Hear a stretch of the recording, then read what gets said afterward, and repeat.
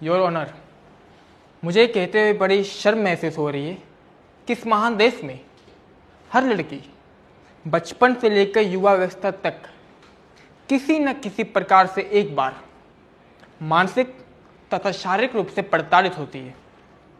इस पूरे प्रक्रम में योर ऑनर, इस बच्ची में किसी को पीड़िता दिखाई दी, किसी को पैसा कमाने का साधन, तो किसी को अपनी कुंठित वासना को पूरा करने की ललक, तो किसी को इसमें टीआरपी।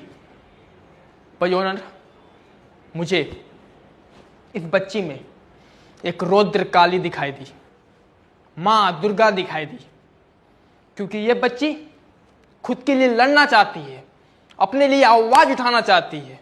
यह बच्ची उन सभी बच्चियों की उम्मीद है जो आज की इस वर्डित के ऊपर अपना आंख गड़ा हुए बैठे हैं इस बिल्डिंग के बाहर।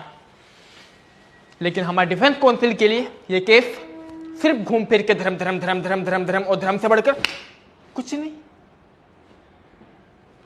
योर ऑनर, इस संसार में कुकर्म को 3 भागों में बांटा गया है। पहला पाप, जो आदमी कभी जाने कभी अनजाने में करता है, जिसका निवारण माफी मांगकर प्रायश्चित करके किसी अन्य प्रकार से भरपाई करके हो सकता है।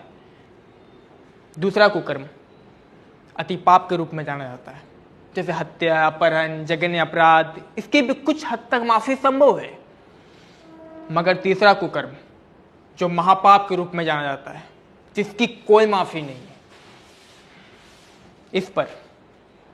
इस पर पार्वती जी ने शिव जी को टोका और अचंभित होकर पूछा, हे प्रभु, रावण ने तो सीता जी का अपहरण किया था, तो भी अति पाप के रूप में जाना चाहिए, आप इसे महापाप के रूप में क्यों कहते हैं?